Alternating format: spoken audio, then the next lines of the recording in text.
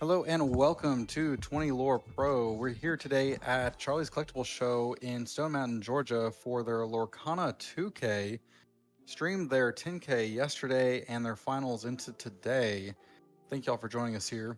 We are in round 6, TowelManPurple versus Michael. We saw TowelManPurple yesterday during the 10K here in the feature match. Piloting this appears to be the same list, this Amber Ruby locations list. Really interesting to see it. Can't wait to see if you made any changes or really just see more of the list. It really was a surprising list to see played, and a lot of people were interested in it, including myself. And Michael here with a Amethyst Emerald list. Haven't really seen too many of those today. I don't think we've even seen one on the feature match, so that's also great to see here on today's stream. So bringing you here into round 6 for our competitive Lorcana stream. I'm SirAshtown, one of your announcers today, and joining with me is Hal from Lorcana. Hal, how's it going? Still going great, man. Yeah, we got to see TowelManPurple's deck yesterday. It was really exciting. We caught a glimpse of it. He was on the B match of one of our feature matches. We got just a couple glimpses of his games. We would go over. He did like 4 locations already in play. We run away with the game, and then we'd have to go back to our main feature. And then we did have him on the main feature round or two after that, and got to really see what it's doing. So yeah, like you're saying, it's an Amber Ruby deck based around locations with Jim Hawkins, but he can put Jim Hawkins into play as early as turn 3 with the Chapter 1 action card. Not one jump ahead. It's the just in time. So yeah, I mean, we saw him go one game. He went turn 2 Mother Gothel, turn 3 just in time of Rapunzel to put that Rapunzel in a turn early to immediately draw 3 cards. But I think the ultimate draw with this is the turn 3 just in time Jim Hawkins and like an RLS Legacy to immediately move Jim Hawkins there and threatening 4 lore returns. So here his opening, he's got the Underworld's a new location from Chapter 4, Ursula's Return. And it's kind of like the Amber Hades effect from Chapter 1, but on a location, so you can move a character there, and whenever they quest, you can pay 3 and get back a character from your discard back to your hand.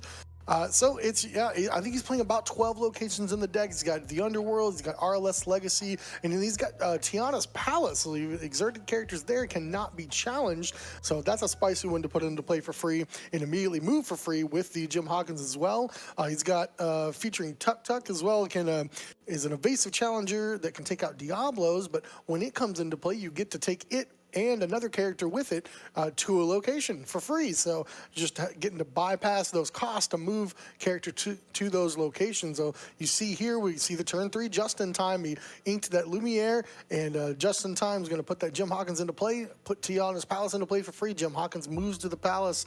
And I mean, now, Towman's got what, 1, 2, 3, 4 lore worth of stuff in play, and Michael Beatty's just got a Merlin Crab, and that's about it. So, And this is why I think so many people were very interested in this list for this exact play.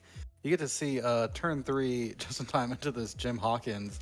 I mean, these locations a lot of times have a toughness that is hard to challenge into, and this Jim Hawkins is nothing to ignore in and of itself, able to quest for 2 just very strong cards, but able to get bounced back to hand with this purple emerald list from Michael using that crab to sing Mother Knows Best. and look at this. He sings with the crab, but then he plays the fox to bounce the crab back to his hand. Crab's going to give Fox +3 attack, and this fox can take out the at least. Yeah, the Underworld basically for free. So that was a great play by Michael Beatty to catch back up on this board. It's just going to leave the Tiana's Palace in play. Tiana's Palace, I believe, has 8 willpower, so we wouldn't be able to cleanly take that one out. But next turn, he can replay the crab and get 7 on it, and you're working your way up. But depending if Talman has another location in play, he's only 2 turns away from just playing the Jim Hawkins again and potentially slamming another big location and moving it there for free. But this turn, he's going to go ahead and just play a Sisu, because he also has the aggressive line in turn 2, Flynn Rider Frenemy into that Sisu. The deck is all about gaining massive amounts of passive lore while also having characters that quest for more than one. So we'll see if Michael Beatty has an answer to this board. And like some people in the chat are saying, when you're on crabs, Amethyst really can help power up any of your rush characters like Fox here and take out complete locations in one turn. And we're going to see that here from Michael. So we see a newer card for Michael Beatty as well. It's an Emerald card, Jacques. And when it comes into play, you can target a character and give it Reckless during their next turn. So he targets the Sisu, and unless Towelman has some sort of interaction to get out of this, Sisu is going to be forced to challenge into that Madam Mim Fox. And nice stats too. I mean, it's a 1/4, so a lot of willpower, 3-cost inkable with a pretty powerful ability, but it also quests for 2, which is a lot for a 3-drop with 4 willpower.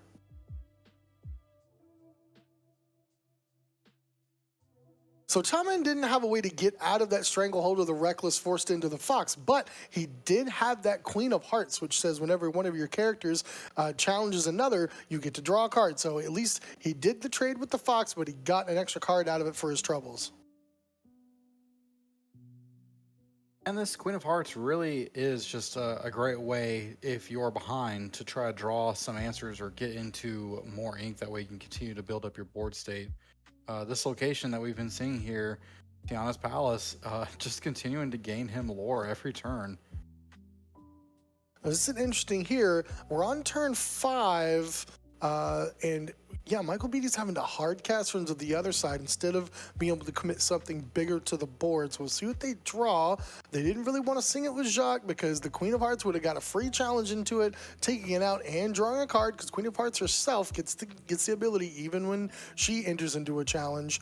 So we'll see here, Michael Beatty ink one of those Cloud Kickers, and then he has got the Merlin Crab replay that we already knew about. It's going to give +3 Challenger to that Jacques, and see if we're going to put some damage on to that Underworld.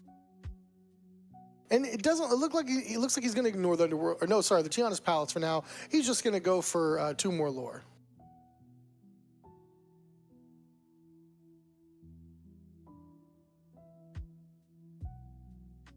So back over to TowelManPurple. Got the Tiana's Palace, got the Queen of Hearts. Queen of Hearts, why not? I mean, it's a free banish. You get a card for it for your troubles. And we already know that Jim Hawkins is waiting in the wings, since we bounced that back to hand earlier, and he's got the better location in hand, the RLS Legacy. So RLS Legacy, we'll take a look at that as a 4-cost non-inkable location. It's got a value of 2 lore, 8 willpower, and characters that are there gain evasive. Now it does cost 3 to move a character there, but if you've already got a character there, it costs 2 less. So now it only costs 1. Jim Hawkins gets to move there for free. We had 1 extra ink left. We'll go ahead and move the Queen of Hearts over as well, so the Crab doesn't get to just take out that Queen of Hearts for free. And so the only thing really left that's available to challenge is one of these 2 locations. Yeah, just such a great play on that last turn from TowelManPurple, like you're saying, how just the fact that he had enough ink left over in order to move over the Queen over to RLS. Really a great play for that last turn. Michael having to take a read at RLS, not a card that we always see. Really great to just see it here in competitive play. I mean, TowelManPurple at 4-1, just like Michael. So the deck is viable. There are a lot of lines here, like you're seeing today, that are very strong. Yeah, I mean, we had him on coverage a couple times yesterday during the main event for the 10K. Didn't make the cut for day 2, but he definitely had a pretty deep run and not a bad showing yesterday. Here he is using that, Michael, using that Crab to sing Friends on the Other Side. Trying to find just probably a way to find some outs here in trying to bounce back. Maybe in Mother's Knows Best, this Jim Hawkins, or even the Queen being able to challenge that Crab, preventing him from drawing cards. Michael taking a look, got a lot of options, plenty of ink, plenty of cards in hand, but the problem against this Amber Ruby location is it's just a multitude of different threats. You've got the Queen threatening to draw extra cards if she or your other characters get to challenge. You've got 2 hefty, high willpower locations, and then the Jim Hawkins only being a 4/4, but it's got evasive and it can quest for 2. So Michael's going to go with the Merlin Goat. He's going to keep parity on the lore race for now, but I mean, even when he passes over the turn, those locations is going to be 3 free lore, not to mention whatever characters end up getting to quest. We see another Mother Knows Best on that Jim Hawkins. It just feels like such a bad card. The Mother Knows Best is if he has another location, he just gets so much value out of it. And even when he comes into play, if he doesn't have another free location to throw down, he still gets to move it to either location that he would like for free. Josh, talk about he's already played Jim Hawkins twice, playing both of those locations that we see here on the board. Just talk about the value of possibly getting a third one here and just the lore gain every single turn. So he does, and he has another RLS legacy. That's going to be devastating from Michael's side because he still only has 7 power with the characters in play at this time, and even less now. So the Queen of Hearts is going to get to draw a card and trade off with the crab. So now Michael's only left with a 4-powered goat, and you've got 8, 16, 24 willpowers worth of locations, and half of which, or well, 16 of it can gain 2 lore a turn. The Jim Hawkins is still there. It's just so much lore. He gains so much lore at once, and he's already up to 7.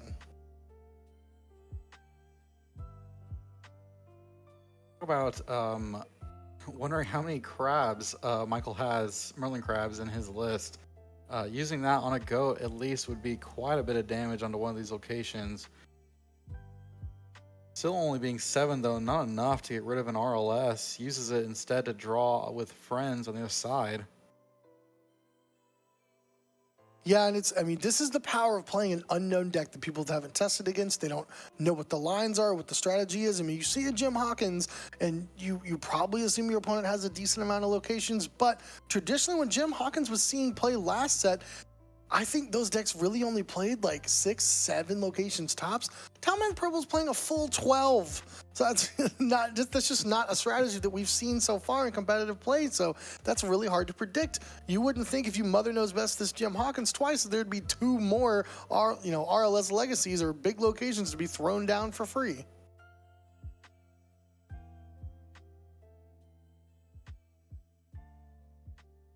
So Michael's going to do his best to rebuild. He's going to go with that Floodborn Pegasus and the Curse Merfolk. Curse Merfolk, a little bit of a shy power level play here. It's something you more want to see on turn 1 or 2, but you might as well play the cards that you can. It's not inkable. If you're not going to be able to clear the locations, you got to do your best to race. But just at the start of TowelManPurple's turn, he's at 12, and that's before Jim Hawkins has done any other actions. It's just great to see, like you're saying, kind of this rogue deck that is 4-1 here in this tournament. And yesterday in the 10K when we saw it, I believe it was 3-0 on the feature match. And it's just, you're right. People aren't prepared for it. And it's really cool to see being played here today and maybe into the future with TowelManPurple really opening up a new viable option for people to play. You see him Inca Illuminator, that would be a key card in some other matchups to try to get out of range of something like Big Sisu or perhaps Madame Medusa. It's just a helpful card with all these effects that interact with things with 2 or less power. But you see a 3-cost Sisu come down and then a Prince Eric, and it looks like Michael has had enough. So TowelManPurple's going to take game 1 and they'll shuffle up for game 2. Wow, congratulations on this match to TowelManPurple. We did see Michael early on with Merlin Crab able to challenge into some of those locations, but really TowelManPurple just able to take it away. Congratulations on that round 6, game 1. We're going to see if we can't go over to our second feature match here of today's tournament.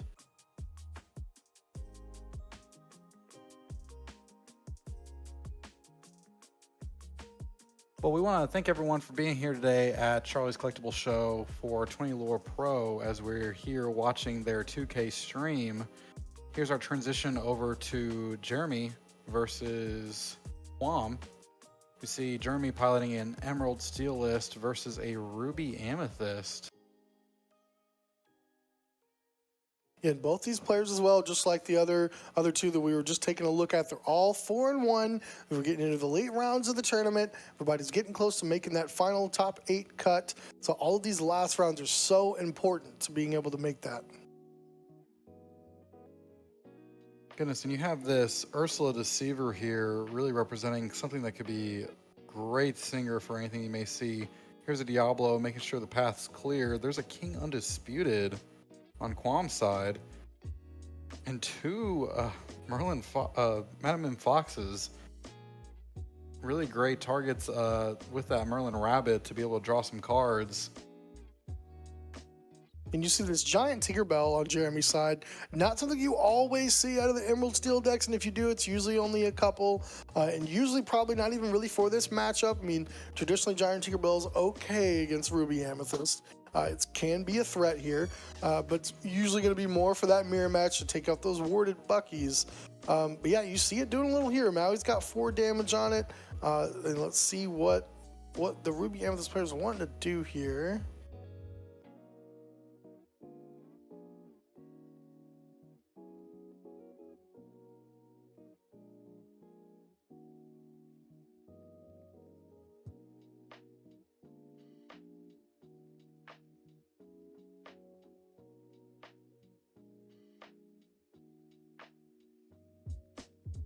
Here we are going back to our feature match 1, TowelManPurple versus Michael.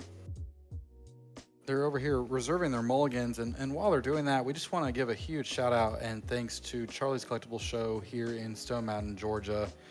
Charlie's Collectible Show is a passionate community celebrating fandoms every Wednesday, Saturday, and Sunday, featuring anime, toys, comics, video games, TCGs, and more. Charlie's Collectible Show seems like an anime convention almost every weekend. You can find a lot of different things that you may be looking for here at their location. We want to thank Nexus for helping produce today's stream. Nexus is a gaming venue located in Waco, Texas. Nexus offers esports, TCG, and dining, and is an elite gaming hangout to build your local gaming community. I want to give a shout out to our artist who did the playmats for the 10K tournament, Diamond Ink Apparel. Diamond Ink Apparel does custom artwork. If you're looking for a spinoff on any of your favorite characters and you'd like it to have that on one of your playmats, head on over to Diamond Ink Apparel. And lastly, looking at these mats here in today's feature match, GFQ Underground are the ones who printed that. If you're looking for a group to print your playmats, head on over to GFQ Underground's Discord. Here we are with Michael leading us off with a turn 1 Pegasus. Character that's really great to be shifted on and able to sing a lot of the songs that we see in Emerald Amethyst. Lots of ways where this evasive character can just get away and get some early lore into the match.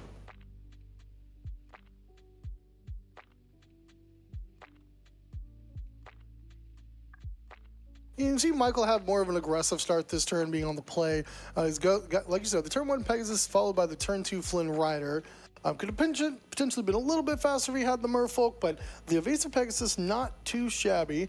See if he can run away with the lore race here. The Townman's going to start off with a turn 2 Mother Gothel, comes with 3 damage counters, and the goal with that card is usually to be comboed with Rapunzel, so you can remove those 3 damage counters, so you get a 3/4 for 2 out of the deal, but also, more importantly, you get to draw 3 additional cards. Something of note is that we have seen TowelManPurple in the 10K tournament. During our last time we featured him, he used a just-in-time on turn 3 to play a Rapunzel a turn early, able to draw 3 cards. Very strong move that you can do. We'll see if TowelManPurple does something similar during this match. Yeah, so Michael just going to keep on curve, playing the crab, not going to get any value out of coming the playability, but just getting a big body on the board. It'll help with combating some of these locations, kind of like we saw a little bit in game 1. You can combo it with something like Madam M Fox to get seven shots worth of damage in there. But let's see, we've got TowelManPurple. It's got the turn 3 just in time. And here we see kind of a play that we saw yesterday. So you turn 2 Mother Gothel with the 3 damage, and you turn 3 just in time and lets you immediately get that Rapunzel into play, heal 3, and draw 3 cards. And we saw the Ink of an Underworld. So now he's got a brand new full grip of cards and has the 3/4 in play. So let's see if he wants to go in and take out this Flynn Rider. He's got a handful of new cards. It's probably not going to be too much trouble to discard one of those to get that 2 lore quester out of the way. Just like the Twitch chat is saying, what value off of getting able to just draw those 3 cards? You have a brand new, strong, ready to go Mother Gothel, and now I can challenge into that Flynn and not as worried about discarding a card.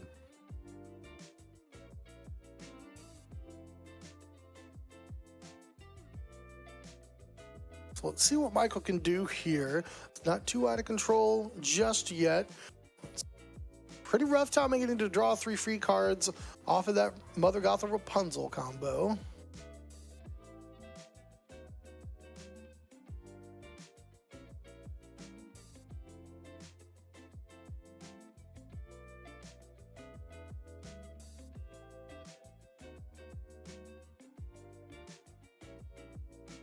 Michael with this Merlin Rabbit able to draw some cards.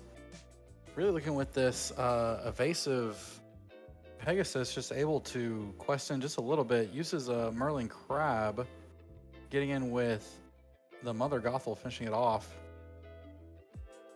And that Pegasus at any point can turn into the Shift, giving all other characters evasive. Really could help you kind of eke out and squeak some of those extra lore in without having to worry about getting challenged from most characters here in Lorcana. Sending it back over to TowelManPurple. Getting into the 4 ink range, trying to possibly get up into this Jim Hawkins to see if we can't get some of these locations down. And we see over in TowelManPurple's hand, he's got another Rapunzel, another Mother Gothel, that Queen of Hearts we saw from game 1, I believe a Brawl. Wonder if he may just want to set up another Mother Gothel Rapunzel combo. Don't really see, maybe one location. Ink a Queen of Hearts.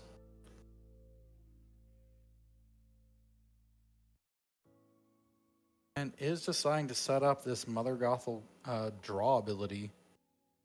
Really having another fresh Mother Gothel, I think, would serve TowelManPurple just fine with that 3/4 ability to challenge. Great.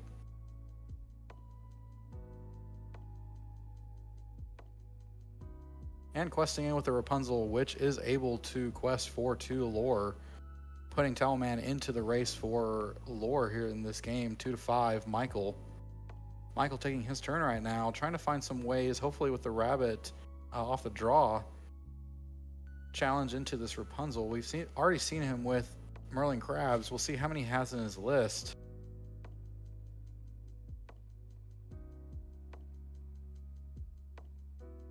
Does decide to quest for free with this Pegasus, knowing that TowelManPurple doesn't quite have the evasive package yet, with any of the locations RLS giving any of his characters evasive.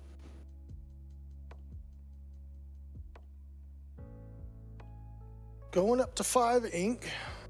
Just gonna spend 4 for a Queen's Castle. Michael says, hey, I can play locations too. Using that last ink to move the rabbit over. See what TowelManPurple has in store for his turn 5. I believe we saw a second Rapunzel in TowelManPurple's hand. Could be a great option here, depending on what he wants to set up, but drawing 3 more cards seems pretty good. We do see a Brawl, potentially could brawl that Merlin's rabbit off of that Queen's Castle.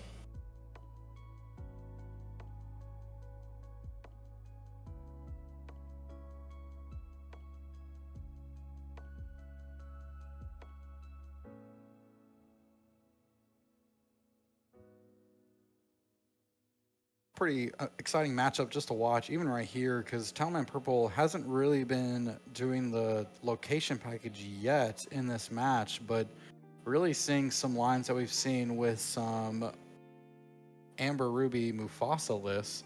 There's that Tuk Tuk for the first time here in the game, not being played, but may have to see it later on in the match. Does decide to play the Brawl, removing the Merlin Rabbit, just like you said, Hal.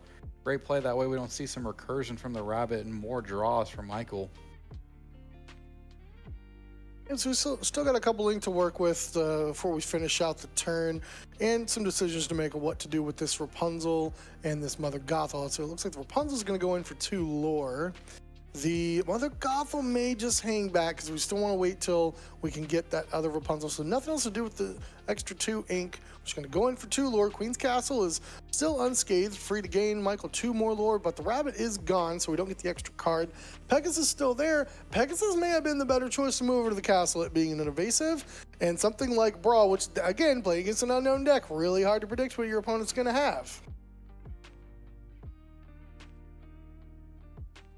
What's also kind of scary thing about, we don't know exactly what's in TowelManPurple's deck, but he could be playing a 1-of, 2-of, be prepared. I mean, getting up to 7, who knows with all the locations, be prepared could be an option to clear the board while your locations still survive.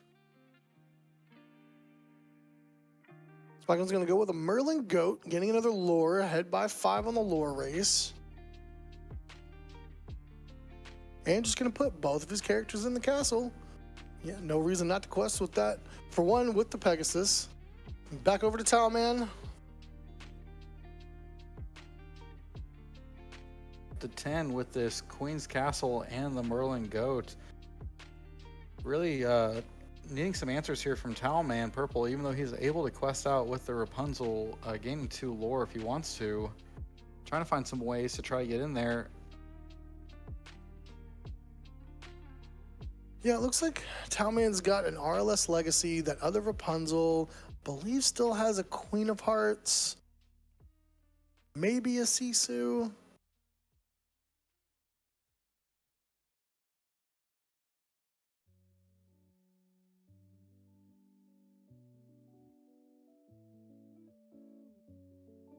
Looks like no Jim Hawkins in his hand this time around. What a strong card that would have been right here during this specific line. I think I may see a Tuk Tuk as well.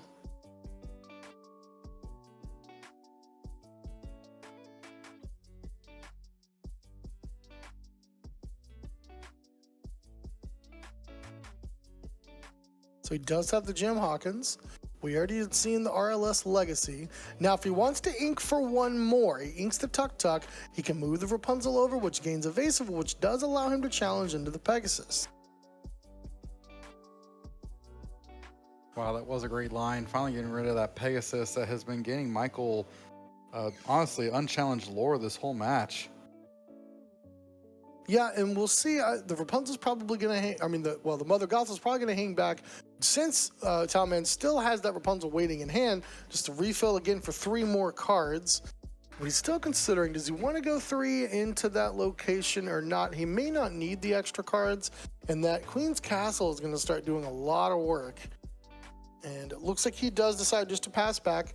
Michael's going to gain 2 more, going to 12, starting to go to dangerous amount of lore there. Being an Amethyst deck, we all know, can always combo out with their goats and bounces. We've already got a goat in play.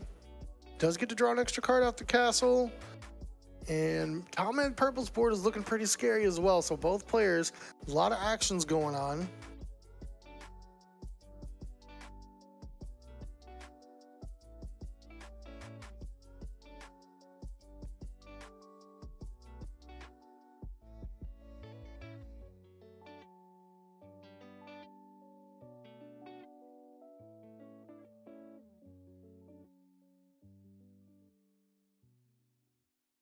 And here we go. Michael's is already at that point in the game, so he's going to use that snake to return that goat, go up to 14 lore, and see if he wants to redeploy the goat now, going all the way up to 15. Does decide to do that. So Towelman's going to have to answer some of these threats, or Michael is threatening to steal game 2 here. Really interesting decision to ink the Fox. So that would be another thing that he could have bounced that goat with, but instead he's putting another 2 lore quester with that Cursed Merfolk into play. Really wanting to close this game out now.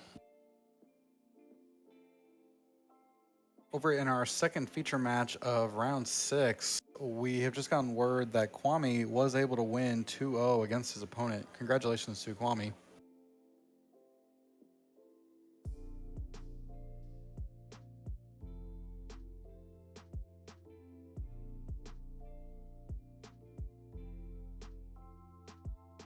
So now Towelman says, okay, well, I don't have what I need just yet. So he's going to go ahead and, Rapunzel is going to heal for 3 cards on that other Mother Gothel, draw 3 more cards. See what he can find. He's got to answer something on the board. Another Lumiere hitting the Inkwell and has the smash for the Merfolk, but he's going to need to take out the location. And just has enough there. There's 8 damage from the Mother Gothel and the Jim Hawkins. Rapunzel still gets to go for 2.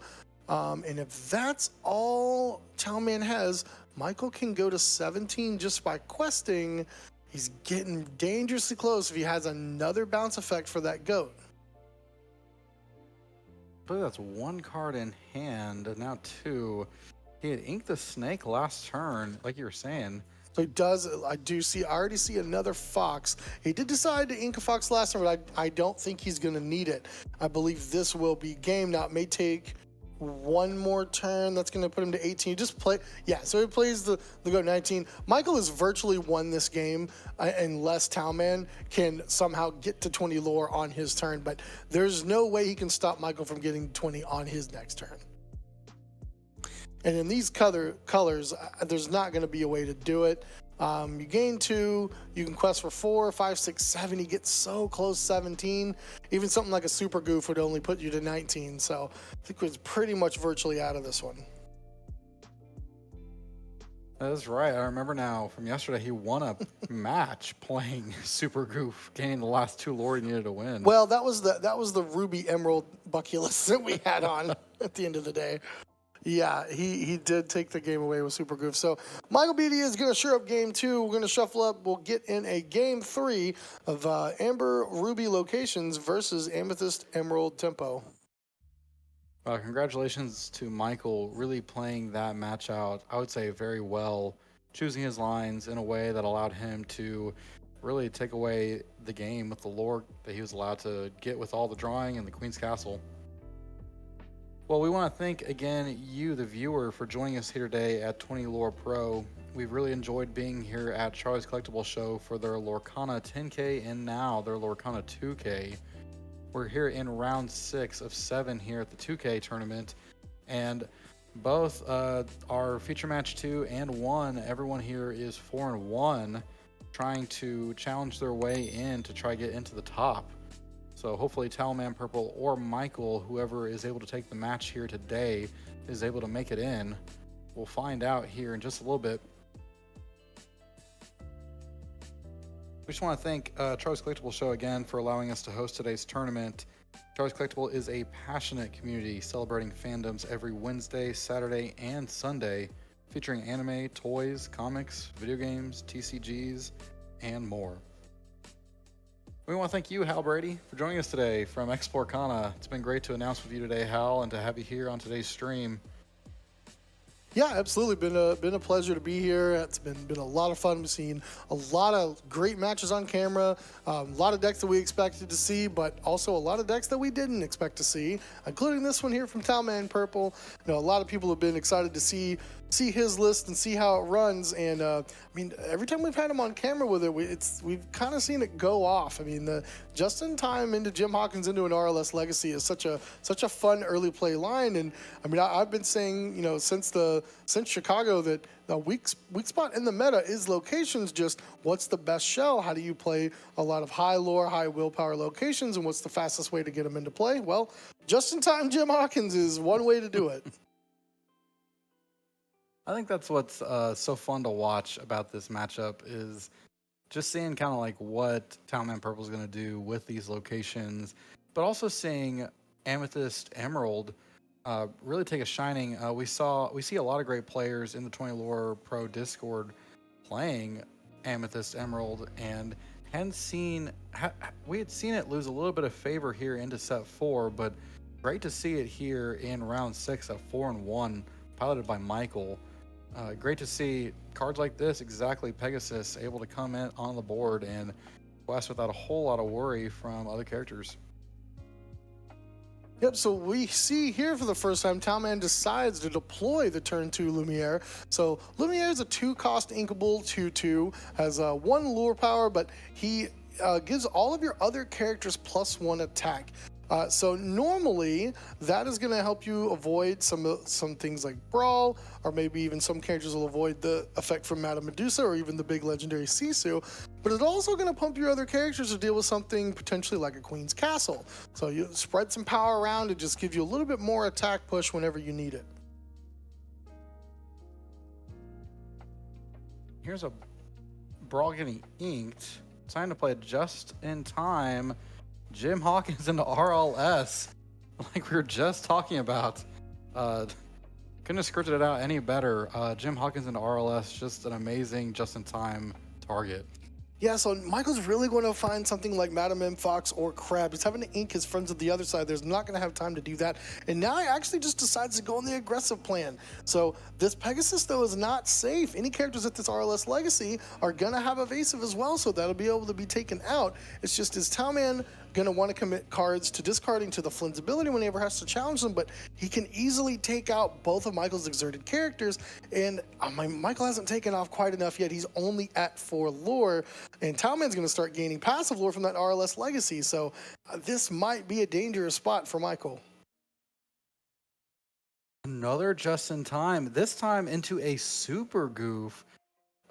Really a character that's able to challenge. So he does play Super Goof.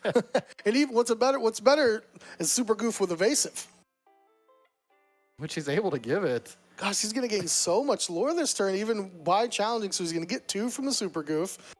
He got 2 from the RLS Legacy. And then, let's see, the Jim Hawkins is... Okay, the Jim Hawkins went into the Pegasus because it also has evasive from the location. And then the Lumiere is just going to go in for 1. Oh my goodness, what crazy back-to-back turns here from Towelman.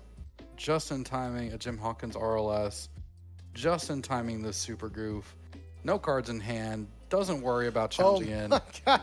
Oh man, Michael had all 4 Flynn Riders in his opening hand, or at least by the time we hit to turn 4, and that is unfortunate. It's just not going to be enough lore, and I mean, Towelman's just going to go questing away too. The Super Goof gets to challenge into that Flynn. He's got another Super Goof. Both players drawing multiples of the same card, with Super Goof gaining 2 lore whenever it gets in a challenge. No cards left in TowelManPurple to discard, so he gets free value there. And then still questing for 1, 2, 3, 4. Yeah, going up to 13. He's threatening game, I believe, next turn. 4, 5, 6, 7. Yep, he can get game next turn just by questing. But unfortunately for Michael, even if he turns anything sideways, the Super Goofs both will deal 2 lore instead of 1. Gosh, this Super Goof really just great challenger here in this matchup. RLS Legacy, giving everyone evasive, able to just take out anything that Michael's been able to play or could play that has evasive. It's really seeing the power of just in time in a deck like this. And there's the handshake from Michael. What a great game to be watching here today. Yeah, TowelManPurple's just come up with a really fun deck. Every time we've had him on coverage this entire weekend during the 10K main event, now looks like he may have just locked up a spot in top 8 of the 2K. It's just fun, unique deck. There's still strategies out there to be explored. That was just amazing, and thank y'all so much for joining us and watching this really creative and fun match. That was just great. Huge shout out to TowelManPurple for the amazing match, and Michael as well. Congratulations to both of them, but especially TowelManPurple. We will see y'all here in the next round. Thank y'all so much for watching. Hello and welcome to 20 Lore Pro. We're here at Charlie's Collectible Show for their 2K Lorcana tournament. I'm here with the round 6 winner, TowelManPurple. You piloted a Ruby Amber locations list. What did we just witness? So yesterday in the main event, I was playing the same style deck. It was red-yellow. The only difference that I had today is I found that the deck had a weakness yesterday. And so I cut 2 cards that just seemed like they weren't doing enough in general throughout the course of the event, and replaced them with 2 cards that you got to see in that match with Lumiere and Super Goof. And for this matchup particularly, they happen to be extravagant. So locations, essentially it is what I would say an aggro deck that is kind of controlling, right? Because there's not many answers for locations. Yeah, I just when you have like Tiana's Palace, 8 toughness, RLS, 8 toughness, really hard for your opponent to really take care of multiples on the board. Just really strong showing. What are some of your favorite lines that you saw in your list that you played in today's match? So favorite line, we'll just go with the game 3 that just took place where I went Ink turn 1, Ink turn 2, play Lumiere, turn 3, just in time, Jim Hawkins, RLS Legacy. If you can live the dream like that every game, then it's probably going to go really good for you. Gosh, and you saw that twice. I mean, we saw it in game 1, I believe, and then in game 3. Yep. And it's just hard to recover when your opponent's looking at you. I don't know quite how they come back as efficiently as you can turn 3 just in time. Amazing. It's pretty difficult. So the 2-piece combo is just in time and Jim Hawkins, so it makes it like an easy looking for in a mulligan because you don't have to have Legacy. It just in certain matchups it's better, obviously, and that's more lore. But like Tiana's Palace is another protection form other than evasive, so it just panned out to be very good that way. Well, goodness, that's so exciting to watch you play TowelManPurple. I know that people are going to want to follow you and find out more about you. Where can people follow you, either on socials or on YouTube or anything like that? So Twitter, YouTube, Twitch, I am TowelManPurple on all platforms. Well, thank you so much, TowelManPurple. We really appreciate it, and we're wishing you good luck. Hopefully, you can get into the finals and get to the top 8. And we're wishing you the best of luck today. Thank you, man. Well, thank y'all so much for tuning in today. We will see y'all here in round 7, and we'll talk to you then.